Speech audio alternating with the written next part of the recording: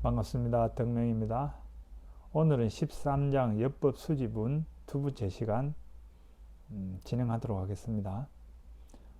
지난 시간에 반야바라밀이 어떤 의미인지 여기에 대해서 말씀드리고, 또 이제 건강경에서 이야기하는 반야바라밀과 반야신경에서 의미하는 반야바라밀이 약간 차이가 있다, 이런 부분에 대해서도 이제 설명을 드렸어요. 그러면 이제 오늘은 지난 시간에 이어서 티끌 3개 30 이상 여기에 대해서 이제 말씀을 드려볼까 합니다. 일단 본문 볼게요. 이 본문은 우룡 스님이 본문을 번역하신 거예요. 수보리여, 내 생각은 어떠하냐? 삼천대천 세계에는 티끌이 얼마나 많겠느냐? 수보리가 아뢰었다. 매우 많나이다, 세존이시여. 수불이 열애가 모든 티끌이 아니요 그 이름이 티끌이라고 말하며, 열애는 세계도 세계가 아니라 그 이름이 세계라고 말하느니라. 수불이여, 내 생각은 어떠하냐? 가히 30 이상으로 열애를 볼 수 있다고 하겠느냐? 아니옵니다, 세존이시여. 30 이상으로는 열애를 보지 못하옵니다. 왜냐하면 열애께서 설하신 30 이상은 곧 30 이상이 아니요 그 이름이 30 이상이기 때문입니다. 여기까지입니다. 그 세계, 티끌, 그 다음 30 이상, 여기에 대한 건데, 이거를 이제 경전에서는 티끌, 세계, 30 이상, 이렇게 나와 있지만, 이제 해석상에 있어서는 이게 큰, 다양한 의미가 있는 거예요. 티끌, 그러면 눈에 보일까 말까 미세한 티끌 뿐만 아니라, 눈에 보이지 않는 물질적인 어떤 존재들, 이 모든 것을 말하는 거죠. 그러면은 이제 뭐가 있을까요? H2O 이러면 물 분자잖아요. 그러면 H2 이러면 수소 원자가 되는 거고, 또 O 이러면 이제 이게 산소잖아요. 이런 식으로 우리 눈에 보이지 않지만 그런 이제 어떤 소립자, 입자로 되어 있는 어떤 존재들이 있거든. 이 모든 것을 이야기한다고 생각하면 되는 거예요. 티끌은. 그러면 이제 세계는 뭐냐? 세계는 또 반대로 우리들이 살아가는 기반이 되는 그런 물질 세계, 이거죠. 그럼 뭐가 있을까요? 지구가 이제 그거에 속하죠. 지구라는 세계. 그리고 지구라는 세계가 또 쏙해 있는 데가 어디야? 태양계잖아요. 태양, 수성, 목성, 명왕성, 토왕성, 많잖아요. 그런 행성들이 포함된 이 태양계. 그리고 좀 더 넓게 생각하면 이 세계는 어디예요? 은하계. 지구가 포함되어 있는 은하계. 또 그 지구가 포함되어 있는 이 은하계가 또 포함되어 있는 어떤 성운, 그런 거. 그 다음부터 제가 잘 모릅니다. 아무튼 우리가 상상할 수 없는 세계로부터 상상할 수 없는 미립자까지 이 통틀어 이 물질 세계를 다 의미한다 생각하면 되는 거예요. 그리고 30 이상은 뭐냐? 30 이상은 이제 부처님의 몸 형상뿐만 아니라 그 세계에 살고 있는, 이 지구에 살고 있는 수많은 생명, 몸 형상을 가지고 있는 어떤 형상을 가지고 있는 수많은 생명체를 다 의미한다고 보면 되는 거예요. 그렇잖아요. 그러니까 어떤 우리가 지금 인식하고 있는 수많은 생명체와 지구와 저 수많은 별들, 이 물질로 다 이루어진 거잖아요. 이 모든 거가 어떤 거냐 이랬을 때 그거는 그것이 아니다. 태양은 태양이 아니다. 그래서 태양이라 부를 뿐이다. 그죠? 산소 H2 수소는 수소가 아니다. 수소라 부를 뿐이다. 이렇게 되는 거죠. 이렇게 되는 거예요. 또 나라고 하는 거는 나가 아니다. 그래서 나라고 부른다. 그죠? 너라고 하는 건 너가 아니다. 그래서 너라고 부른다. 이게 이제 건강적인 논리잖아요. 그러면 이제 이게 이제 무슨 소리인지 어렵잖아요. 그래서 이제 저는 바꿨죠. 나라고 하는 거는 마음속 흔적, 내 마음이 만든 이 개념화된 이 흔적으로서 나일 뿐이고, 실제 없고 무상한 존재다. 그래서 그 흔적에서 빠져나와서 허공의 마음, 청정한 마음이 되어서 그 내가 만든 이걸 그냥 임시로 나라고 부를 뿐이다. 이렇게 되는 거죠. 태양이라는 것도 마음이 만든 그 허상으로서의 개념으로서의 태양이다. 마음속 흔적으로 태양이다. 그래서 그 실체 없고 무상하다. 그 태양이라는 것도. 그래서 그 흔적에서 빠져나와서 청정한 마음, 호공심이 되어서 그 태양이라고 말한 그 이름, 그 허상을 임시로 그냥 태양이라고 부를 뿐이다. 이렇게 되는 거죠. 뭐 다 그런 거예요. 나라고 하는 것도 마음속 흔적으로 나라는 건 나라는 개념을 누가 만들었어요? 내 여기서 만든 거거든. 이게 12입처, 이 가상 공간에서 이 마음에서 이제 그 개념화 했어요. 받아들였고, 그리고 또 사용하고 있고. 그래서 그걸 알고 거기서 빠져나와야지. 왜냐? 우리 모든 중생들은 자기가 만들어 놓은 그 흔적의 그 허상에 갇혀버리거든. 갇혀서 이제 괴로움이 생기잖아요. 그래서 금강경은 그 괴로움을, 그 갇혀있는 그 스스로 만든 그 산냐, 이걸 깨버리는 게 목적이거든. 계속 그 법문을 하고 있는 거예요. 예. 근데 이제 이 법문을 할 때, 이제 그 금강경에서는 그 두 가지 이야기 하잖아요. 어떻게 인식할 것인가. 이래서 이제 반야적으로 인식하는 게 두 가지란 말이에요. 모든 거 내가 인식하고 있는 저 대상은 일단은 나의 이 들어온 걸 이게 정보화해서 이 가상 공간에서 재구성한 마음속 흔적이거든. 그것을 알아차리고 그 흔적에 갇혀있지 말고 흔적에서 빠져나와라. 이게 첫 번째잖아요. 아니다. 두 번째가 뭐예요? 두 번째가 나오고 나서 이제 볼 때, 그 존재를 볼 때는 그 형성되지 않은 부분과 형성된 부분, 이걸 이제 양면을 같이 봐야 된다. 이게 이제 그 5장에 나와 있는 사국계잖아요. 형성된 거, 허공 본성과 형성, 그게 흔적 현상과 허공 본성 양면을 통해서 이제 봐야 된다. 이 부분이죠. 두 개를 봐라. 이제 그 이야기를 이제 하고 있는데, 지금 여기서도 그 이야기를 하고 있는 거예요.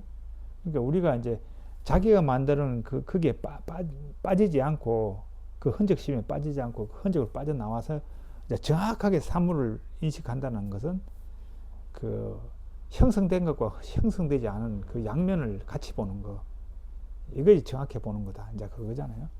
그러면 이제 조금 더 이 부분에 설명을 하자면, 형성된 거, 그거는 지금 눈에 우리가 보이지는 저거잖아요. 모든 것들. 그 지구라는 것도 형성됐잖아요. 수많은 그 물질의 입자들이 어떤 중력 뭐 여러 가지에 의해서 이제 그렇게 만들고, 태양도 만들어진 거예요. 형성된 거예요. 그리고 이 우주도 만들어진 거예요. 그 공간이라는, 허공이라는 그 공간 안에서, 우주라는 텅 빈 공간에서 밀입자들이 뭐 어떤 화학 반응과 뭐 물리 반응을 해서 만들어졌죠. 만들어진 거예요. 그러면 만들어지지 않는 거는 뭐냐? 이제 그거를 이제 우리는 인식할 수 없어. 그거는 무위라 그래. 무위. 알 수는 없어. 그래서 이제 그거를 이제 뭐 진여라고 그러기도 하고, 뭐 본각이라 그러기도 하고, 불성이라 그러기도 하고, 공성이라 그러기도 하고, 뭐 이름은 여러 가지 붙여요. 근데 이제 그거는 이제 우리의 인식 너머에 알 수 없는 그 영역이거든. 근데 거기서부터 이게 나온다. 작용이 나온단 말이야. 그래서 이제 그 형성되지 않은 그걸 본체라 그러고, 형성돼서 지금 일어나고 있는 걸 작용이라 그래요. 그래서 본체로부터 작용이 나오는 거야. 예? 그거거든. 대성의 모든 이제 가르침은 본체와 작용을 이야기해요. 본체로부터 작용이 나왔다. 그 대성 기실론에서도 이제 그렇게 이야기하고 있어요. 그래서 본체가 그럼 뭐냐? 이걸 이제 뭐 불성, 진여, 뭐 다른 말로 참나, 참마음, 뭐 본각, 여러 이름을 붙여요. 이제 그것부터 나와.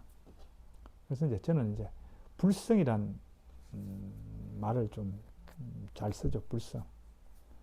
불성으로부터 모든 건 나온 거예요. 이 우주도 불성으로부터 나와. 그 불성으로부터 작용되어 형성된 거야. 그렇게 보는 거죠. 그래서 이제 그렇게 이제 동시에 보는 거지.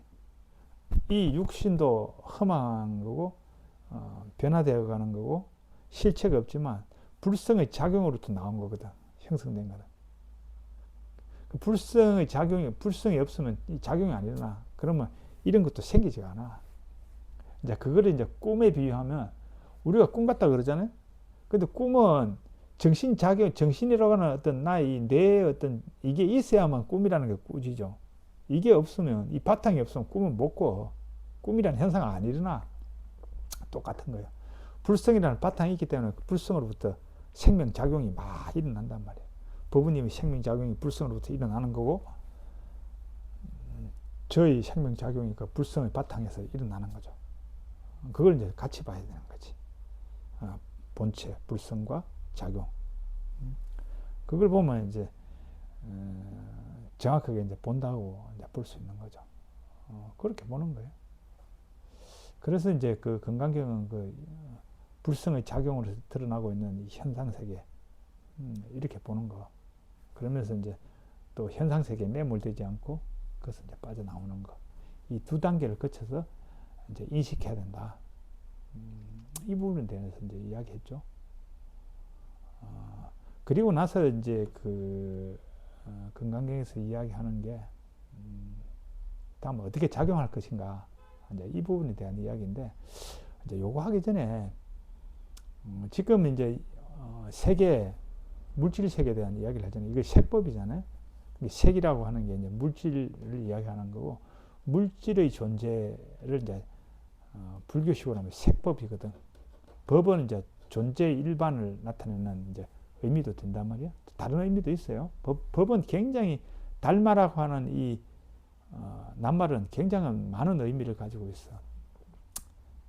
그런데 이제 건강경에서 이제 법은 한 몇 가지로 나누는데, 이제 여기 우리 가상 공간에서 만든 어떤 법, 이것도 이제 법이라 그러고, 또 이제 가상 공간의 그것을 제공해주는 그 어떤 존재로서의 어떤 법, 색법, 인식 밖에서 인식 대상이 되고 있는 그것도 법이라 그러거든요.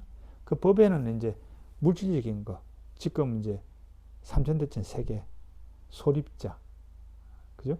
그리고 이 육신의 형상, 이런 것들은 다 이제 색법에 속하거든. 그 색법을 받아들여서 여기서 이제 가상 공간에서 마음속 흔적으로서 이게 생각해 이렇게 이제 흔적이 만들어지잖아요. 이것도 법이고, 지금 대상 이것도 법이란 말이야. 색법. 또 대상 존재가 뭐예요? 정신적인 게 있잖아요. 안육따라 삼약 삼보리. 다음 반야바라밀. 이런 건 개념이잖아요. 개념. 그죠? 반야바라밀. 이런 개념이란 말이에요. 이런 것도 이제 인식 대상이 되잖아요. 이것도 법이란 말이에요. 이거는 이제 신법이라고 보면 되는 거고, 또 부처님이 지금 건강경 이건 뭐야? 교법이잖아요. 이것도 인식의 대상이 되잖아요. 이것도 이제 교법 법이거든. 이런 것들이 계속 반복된단 말이에요. 지금 5장에서 몸의 형상을 이야기하잖아요. 몸의 형상은 그 예를 볼 수 있는 이 락사냐. 지금 여기서는 13장에 30 이상으로 나와요. 이게 똑같은 거거든. 색법이단 말이에요. 그 색법 안에 있고, 또 이제 또 계속 이야기했던 게 뭐 있어요? 안육따라 삼약삼불의 그 실체한가. 그것도 이제 어떤 신법에 대한 정신적인 부분이고 개념적인 거니까, 그거는 신법으로 분류할 수 있고, 또 뭐 8장에서 또 나오죠. 설한 법이 있는가. 그것도 나왔어요. 근데 13장에 또 나와요. 그래서 계속 반복해서 이렇게 나오고 있어요. 이렇게 나오고 있는데, 그 나오는 이유는, 그러면 반복해서 나오는 이유는 뭐냐? 결국 이제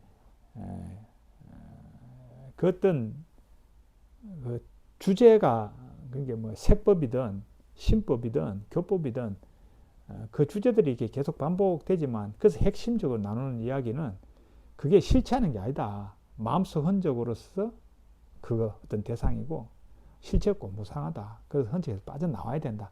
지금 그것을 계속 그 이야기거든. 그걸 이제 원문으로 하자면 A는 A가 아니다. 지금 그 이야기거든요. A는 A가 아니다. 그러면 A는 뭔데? 그러니까 마음속 흔적으로서 A이고 실체 없고 무상하다. 그래서 흔적에서 빠져나와 허응심이 들어와야 된다. 계속 이 이야기죠. 그래서 이제 그 반복해서 그렇게 해서 이제 그 흔적의 마음, 그 자기가 만드는 그 산냐, 상에서 이제 빠져나와. 상을 타파하고 상을 빠져나오는 거. 이게 이제 계속 이야기하고 있는 거죠. 그래서 이제 빠져나와서 이제 존재를 볼 때 본체와 작용, 이것을 이제 같이 보는 같이 안목이 필요하다. 그걸 이야기하는. 근데 금강경은 이제 계속 반복하는 이유가 어떻게 보면 이게 수행서기 때문에 그런 게 실천 수행서. 금강경은 실천 수행서예요. 그래서 사실 이제 금강경을 공부해서 그냥 경전을 공부한다. 이러면 사실 할 거 별로 없어요. 지금까지 생각 읽으면도 충분해. 왜? 계속 반복되고 있는 거니까. 근데 이제 실천 수행이라 그러면 좀 달라지죠. 왜냐하면 이제 우리 법부님들이 금강경을 왜 공부하는가 이제 본인한테 물어봐야 돼. 저는 왜 공부하냐 하면 생각의 감옥에 안 갇히려고 그런 거예요.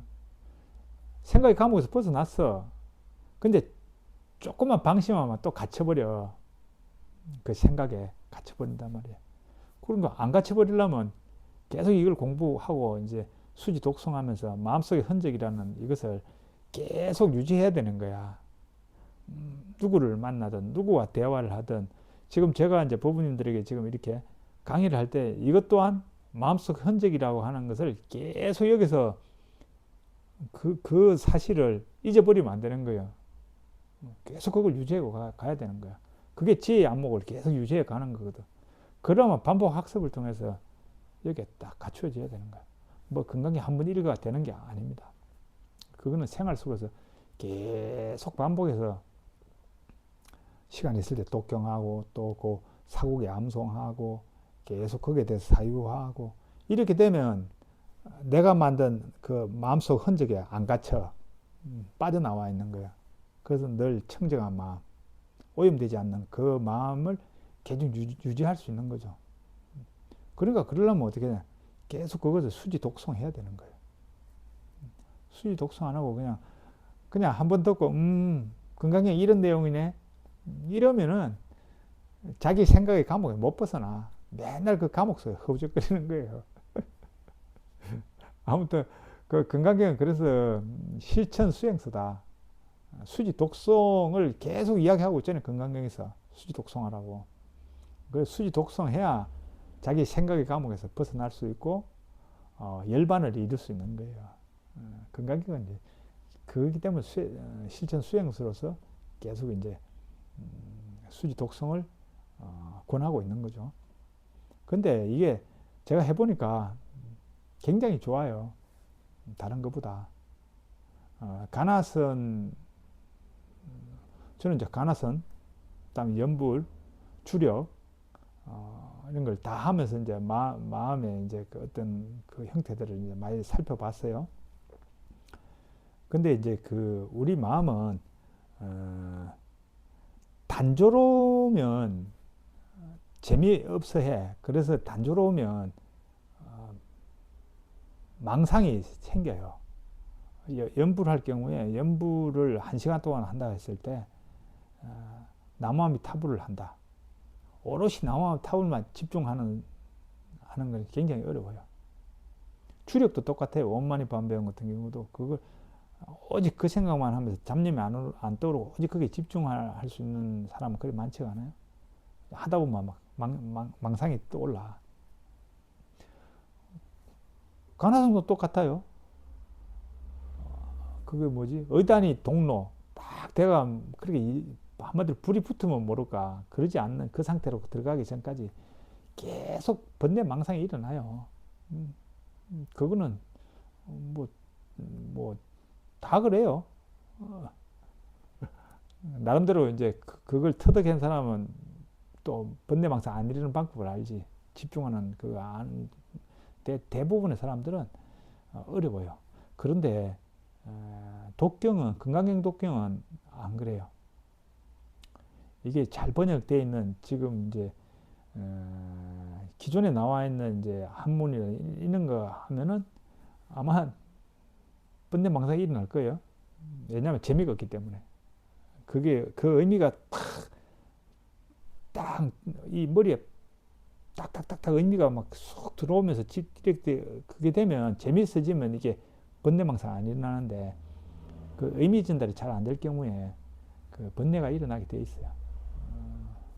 아무튼 그래요. 근데 이제 그 의미 전달이 잘 되는 좋은 번역서를 가지고 독경하면 그냥 독경 산매가 돼. 선정이 쌓이는 거예요. 1시간 동안 오롯이 그 경전 내용에 몰입되어 있어요. 그리고 뭐가 돼요? 몰입과 동시에 안목이 딱 갖춰지는 거예요. A는 A가 아니다. 그래서 A다. 다른 걸로 하면 A는 마음속 흔적, 내가 만든 마음의 허상으로서 A다. 거기에는 실체 없고 무상하다. 흔적에서 빠져나와야 된다. 그래서 허공심, 청정한 그 마음을 들어와. 이렇게 되는 거예요. 이렇게 하면은 그 정해 쌍수가 되는 거죠. 아무튼 그래서 이제 우리 법원들이 생각의 감옥에서 벗어나시려고 원하신다면 건강경의 독경 수행을 하시라.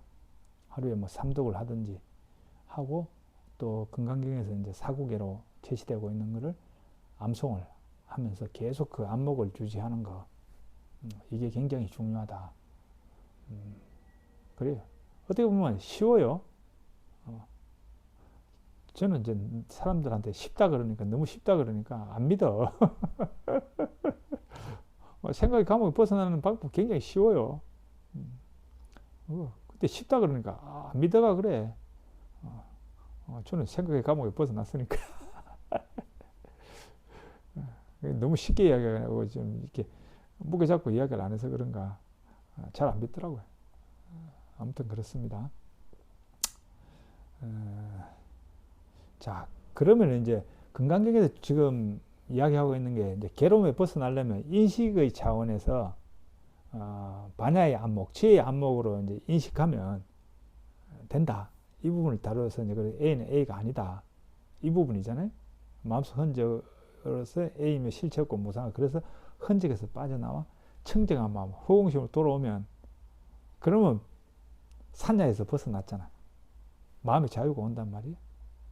그래서 이제 건강경의 그 부분에 대해서 이야기했고 두 번째 건강경에 이야기하고 있는 게 그러면 이제 어떻게 작용할 것인데 그잖아요. 우리가 산다고 하는 거는 존재에 대해서 어떤 나와 만나는 어떤 인연들에 대해서 이제 내가 인식하고 그것을 판단하고 그래서 내가 어떻게 말을 하고 행동을 해서 관계를 맺어가는가 이 부분이 산다라고 하는 거는 관계를 계속 맺어가는 과정이잖아요. 관계가 단절되면 그걸로 사는 게 아니야. 죽은 거지. 그렇잖아요. 어떤 형태로든 다른 외부의 존재와 나의 관계 속에서 계속 관계를 맺어가면 가거든. 그러면 인간은 다른 사람과의 관계 속에 살아가잖아요. 그때 모든 게 실체 없고 무상하다. 그리고 이제 개념적인 모든 것들은 나의 입에서 만든 거다. 이렇게 인식해서 그러면 다른 사람과 만나면서 어떻게 행위할 건데 이 부분에 대해서 건강경에는 정확하게 제시하고 있어요. 제가 이제 그걸 이제 파악할 때 이제 두 가지 건강경 두 가지를 제시하고 있다 이렇게 보고 있어요. 두 가지. 한 가지는 이제 그 지금 요게 나와 있는 건데요. 13장에 다 나와 있어. 한 가지는 그래서 그게 A라 그런다, 부른다. 그러니까 이제 재번역을 하자면 흔적에서 빠져나온 허공심에 돌아와 그 흔적을 임시로 A라 부른다. 임시로 부른다 그거예요. 그 흔적을. 그 나라고 하는 건 나에게 실체가 없어. 무상하고 실체 없는 존재고 나라고 하는 것도 내가 개념으로 만든 거야. 그렇지만 이 육신으로 되어 있고 정신작용은 이걸 그럼 뭐라고 불러야 되냐. 임시로 지금 잠시 임시로 시절 인연에 온 임시로 그냥 나라고 불러줄 뿐인 거야. 부부님도 뭐 실체하는 게 아니야. 그렇지만 법부님의 이름을 불러주는 거예요. 그렇게 불러주는 거지. 그러면서 늘 이 여기는 이것 또한 내가 만든 허상이구나. 실체 공부상한 거구나. 이거는 늘 유지해야지. 유지하면서도 그게 상황에 맞게 시절 인연에 맞게 거기에 맞게 불러주는 거, 거기에 맞게 행위하는 거예요. 이게 이제 첫 번째 이제 삶의 형태지. 그래서 이제 마음의 자유를 얻은 자유를 얻고자 하는 사람, 자유를 얻은 사람은 그 상황에 맞게 시절 인연에 따라서 그게 맞춰서 살아가는 거예요. 그것을 저는 이제 이름 붙이기를 세상의 삶에 초탈한 노인의 길, 삶의 길, 노인의 길 이렇게 이제 명칭을 붙였어요. 노인의 길, 노인의 길. 그 다음에 두 번째 삶의 길은 뭐냐? 두 번째 삶의 길은 이제 여기 나와 있는 또 13장 나와 있는 거 아직 안 읽은 이 부분 읽어볼게요. 수불이여 만약 어떤 선남자 선여인이 항아에 몰이할 수만큼 많은 몸과 목숨을 바쳐 보시어 할지라도 어떤 사람이 이 경 속에 사국의 만연을 받아 지니고 남을 위해 서해준다면 그 복이 훨씬 더 뛰어나니라. 이제 이 부분이에요. 이 부분은 이제 이것도 계속 반복되고 있는 거죠. 13장이 반복되었고 이제 12장 11장에서도 또 반복돼서 이야기했고 또 그 앞에 또 한 번 더 나오죠. 8장인가? 하여튼 이렇게 나와요. 그리고 이제 또 4장에서 이야기됐죠. 지금 4번 반복되고 있어요. 이게 의미하는 게 뭐냐면 보살의 삶의 방법을 지금 이야기하고 있거든. 어떻게 이제 세상과 관계를 맺을 것인가 이 부분에 대한 이야기예요. 그런데 이거를 이제 처음에 원을 이제 이 스토리 상에 금강경에 나와 있는 스토리 상에는 3장에서 일체 중생을 구제하겠다는 큰 원을 세워라 그랬잖아요.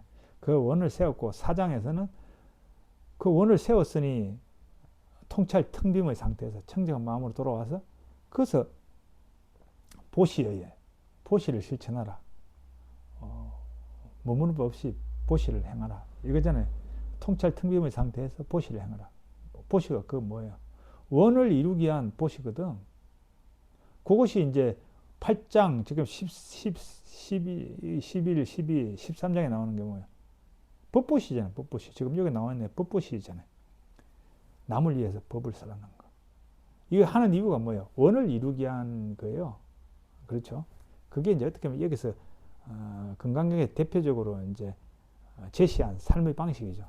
그래서 이제 구마라저 스님은 이제 그 4장의 제일 마지막 부분에 나와 있는 문구로 그렇죠. 어떻게 이렇게 머물러라. 가르친 대로, 가르쳐 준 대로 머물러라. 이렇게 이제 의역을 했죠.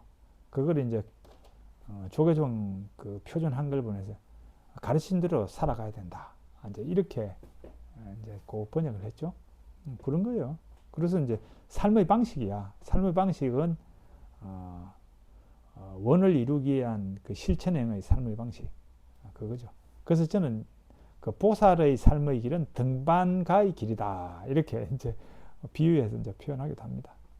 그래서 이제 두 가지를 이제 이렇게 금강경에 제시하고 있는데 노인의 길은 제일 쉬운 게 비유로 들자면 고사성어 중에 고사성어인가? 세옹시마라는 그 말이 있어요. 그게 그 중국 어느 변방에 있는 노인의 그 말과 관련된 뭐 이야기 이런 뜻이 세옹시마. 이 뭐 아시는 분들 다 아실 거예요. 그게 그 변방에 어느 노인의 집에 말이 한 마리 있었어. 근데 이 말이 어느 날 뭐 도망을 갔네. 잊어버렸어. 그게 동네 사람들이 안 됐다고. 아이고. 왜냐면 그 시대의 말은 굉장히 중요한 그 어떤 재산이거든. 근데 재산을 잃어버렸으니 뭐 차 정도가 아니에요. 굉장히 중요해. 그는 뭐 밥 갈 때도 말을 이용하고 뭐 이동할 때도 말을 이용하고 말이 굉장히 중요한 그 재산 중에 하나인데 그걸 잊어버렸으니 사람들이 안 됐다고 막 그래요. 그러니까 그 노인 아이고 뭐 살다 보면 그럴 수도 있죠. 뭐 지가 나갈 인연인가 나가는가 봅니다. 이렇게 하고 이제 말았어요. 그 또 좀 지나니까 이 말이 수컷을 하나 데리고 왔네. 그러니까 사람들이 또 아이고 경사 났다고. 저게 나갔더만은 잃어버린 줄 알았더니 뭐 한 마리 더 데리고 오네. 그러니까 와 재산이 2배로 늘어났잖아요. 막 경사 났다고 그래. 그럼 또 이 노인이 아이고 뭐 그럴 수도 있죠. 다 그런 또 그런 인연이 왔는가 봅니다. 뭐 그거하고 크게 기뻐하지도 않아요.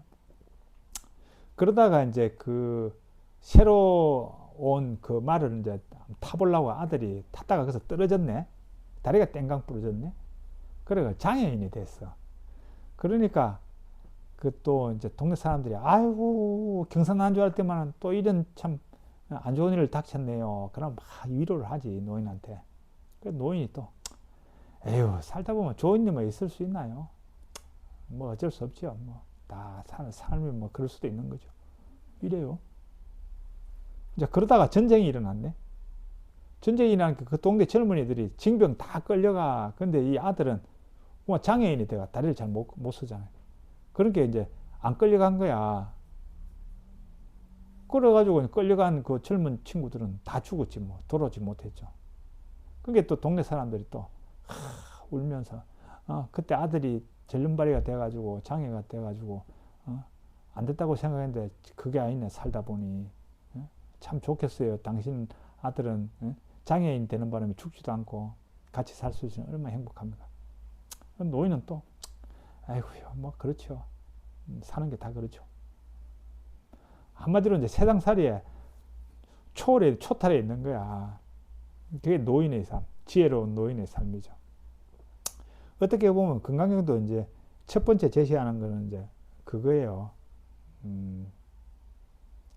노인의 삶과 같이 그게 세상의 그런 풍파, 팔풍의 그 경계에 흔들리지 않고 그냥 받아들이며 다 인연이라 생각하면서 그냥 임시에 지금 오는 모든 사건은 다 임시로 온 거고 그래서 또 사라져가는 걸 알고 그게 흔들리지 말고 그냥 받아들이고 산다.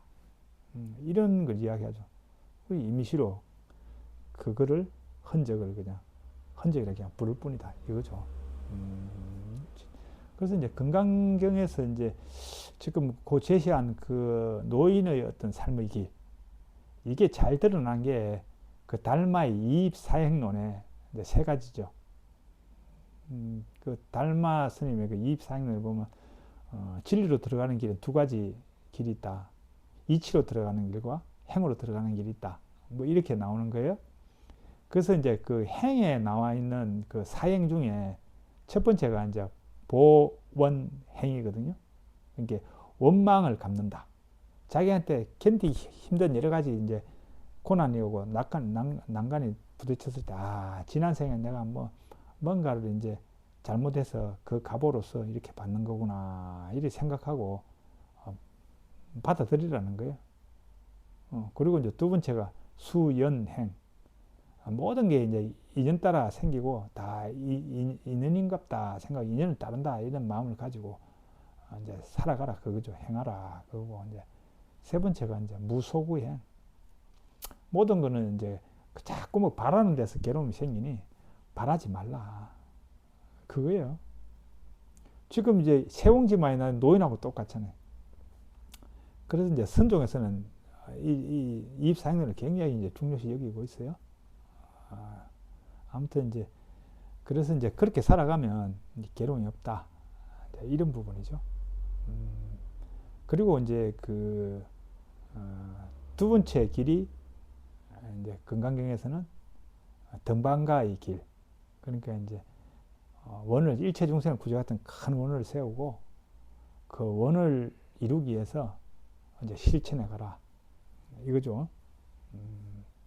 이게 이제 등반가의 길이죠. 그게 산을 오른다고 하는 게 분명히 그 고난의 그게 있어.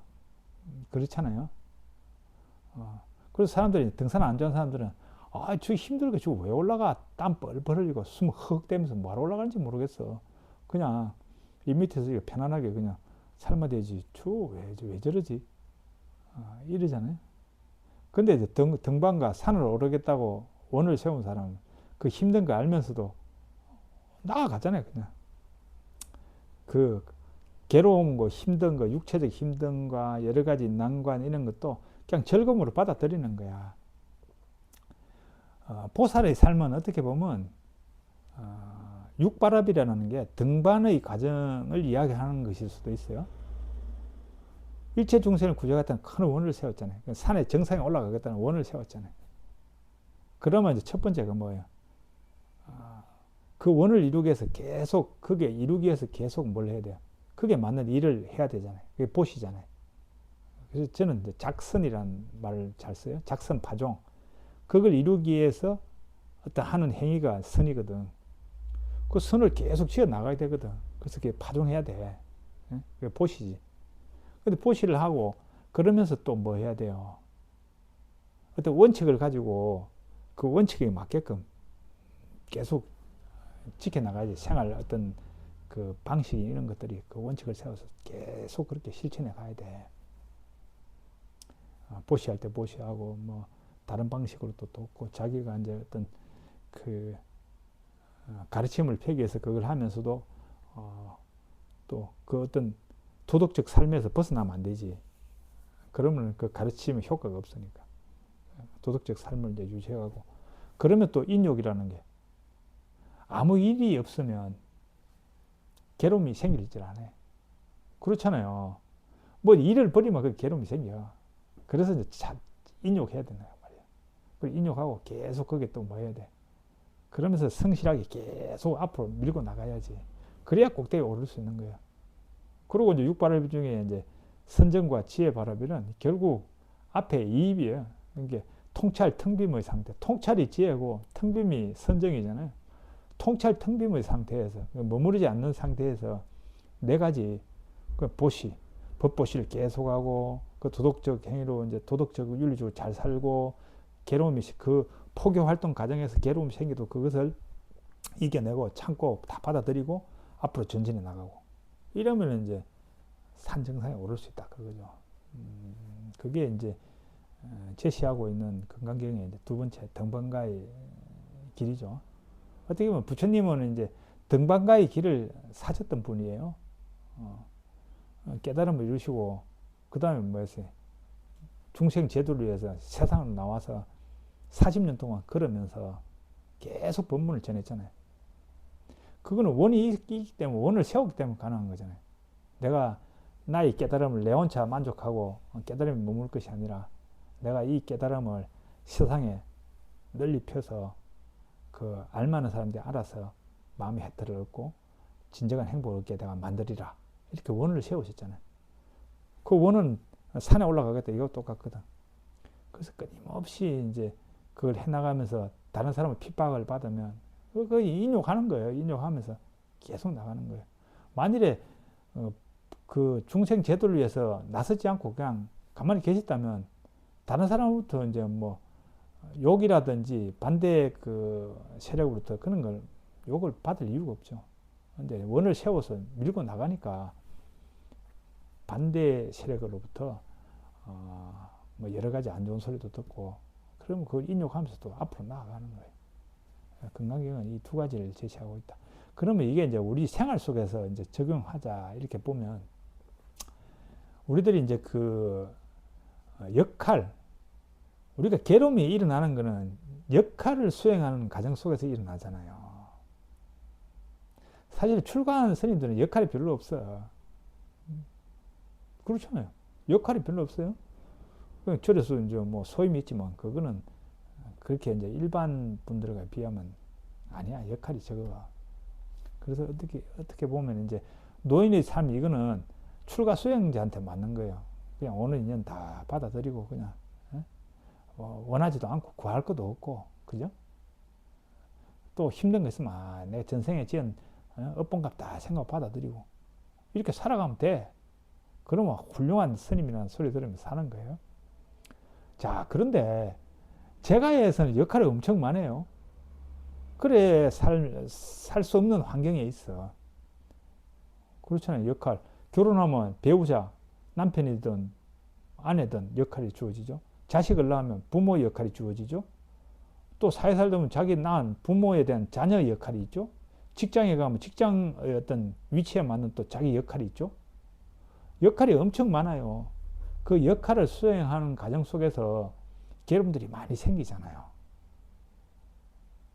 그렇단 말이에요. 근데 그 괴로움이 생기는데 그냥 구하는 바 없이 예? 구하는 바 없이 이렇게 그냥 모든 걸 인연이라 생각 받아들이고 그렇게 살아가면 마음이 편해. 마음 편하게. 그러니까 그 방법도 하나 있어요. 근데 그것만으로는 부족하지. 건강경이 제시하는 것은 그것만으로는 부족하다. 뭐냐면 우리가 사회에 살다 보면 자기가 창조해서 뭔가를 만들어서 나아가지 않으면 다른 사람이 만든 것에 끌려가게 돼 있어요. 그런 게 있어요. 우리 사회생활은. 그러니까 이제 자기 역할 속에서 자기가 어떻게 행위하냐에 따라서 환경이 달라져. 예를 들어 부부 관계에서 제가 남편이라 그러면 남편이 내가 어떻게 어떤 역할을 어떤 원칙을 세워서 어떤 역할을 하냐에 따라서 부부 관계가 달라져. 그런데 노인의 길에 있어서는 그냥 인연에 맡긴다? 인연에 맡긴다 이러면 아주 수동적인 형태로 되는 거예요. 근데 이제 등반가의 길은 능동적이에요. 내가 이런 분위기를 만들기 위해서 어떤 좀 더 지금보다 화목한 분위기를 만들기 위해서 난 앞으로 이렇게 이 목표를 가지고 이렇게 행동할 거야 라고 하는 자기 이제 그 어떤 목표를 세우고 어떤 그 원칙을 세우고 그걸 실천해 가면 그 환경이 달라지는 거예요. 그 집의 가정의 환경이 아버지와 자식과의 관계도 똑같아요. 그리고 내가 속해 있는 어떤 직장도 똑같아요. 거기서 자기가 이제 원을 세우는 거죠.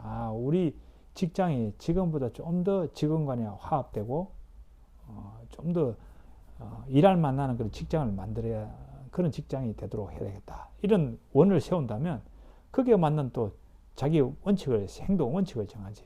그게 이제 개거든. 그럼 거기에 맞춰가 계속 행위를 하게 되면 어떻게 돼요? 그 집단이 바뀌지는 거야. 지금 어떻게 보면 건강경에서 제시하는 거는 최종적으로는 등반가의 길인 거야. 그죠? 그 자기가 속해 있는 거기서 역할, 어떻게 보살로서의 역할을 할 것인가. 그래서 이제 거기에 맞는 원을 세워서 그걸 실천하되, 근데 밑에 베이스에 깔려 있는 거 있죠. 이것 또한 실체 없고 무상한 거. 늘 이거는 가지고 있어야 되는 거예요.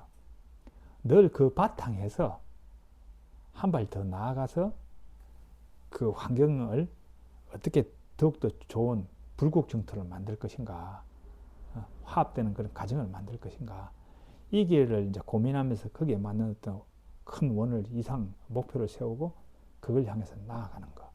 이게 이제 보살의 삶이죠. 건강에서 이제 추구하는 그 어떤 이상적인 삶의 모습.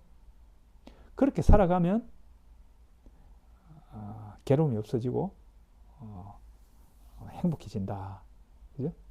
근데 이제 첫 번째 노인의 삶의 길. 노인의 길은 수동적이잖아요. 그냥 인연으로 다 받아들이고 그냥 바라는 거 없고 이래서 하면 자기의 그 편안은 될 수 있는데 자기가 속한 조직이라든지 자기가 있는 가정이라든지 여기에서는 어떤 좀 더 나은 어떤 분위기를 만들기는 어려워요. 수동적인 인간이기 때문에 수동적인 어떤 삶의 형태이기 때문에 오히려 이제 다른 적극적인 사람에 의해서 이제 자기는 끌려가는 거죠. 끌려가면서 그냥 마음은 편한 거지. 그냥 다 비우고 그냥 살아가니까. 근데 이제 건강경에서 제시하는 보살의 삶은 등반가에게 자기가 목표를 세우는 거예요. 이 조직에서 지금보다 좀 더 나은 그런 세상을 만들겠다. 좀 더 나은 가정의 그런 분위기를 만들겠다. 내가 속한 직장에서 좀 더 나은 지금보다 더 화합되고 서로 화목할 수 있는 그런 직장을 만들겠다. 이런 원을 세우고 나아가는 거죠. 이제 그렇게 되면 거기에는 이제 인육도 필요하고, 그죠? 또 계속 성실하게 포기하지 않고 밀고 나가는 것도 필요하고, 또 어떤 원칙도 필요하고, 그 지게죠. 그러면서 계속 해 나가는 거. 이렇게 하면은 이제 자기가 속한 자기도 행복하고 남도 행복하고 우리 가정도 행복하고 이제 다 행복하다. 이제 건강경은 이제 그렇게 해서 이제 이 어떤 두 가지 삶의 이제 길을 제시하고 있다. 근데 조금 안타까운 거는 이제 이게 이제 건강경을 법문하는 분들이 이제 스님들이 많다 보니 이 노인의 길 이 부분을 많이 이야기하는 것 같아요. 노인의 길. 근데 이제 원래 이제 건강경에서 이야기하는 거는 노인의 길보다는 등반가의 길. 그러니까 이제 육바라비를 통찰 텅빔의 상태에서 어떤 목표를 세운 그 목표를 이루기 위해서 어떤 원칙을 세워서 행동하고 인내하면서 계속 포기하지 말고 앞으로 밀고 나가는 그런 그 삶의 길을 제시하고 있다. 이렇게 보면 될 것 같아요. 오늘은 좀 길게 설명을 드렸네요. 또 다음 시간 또 이어가도록 하겠습니다. 감사합니다.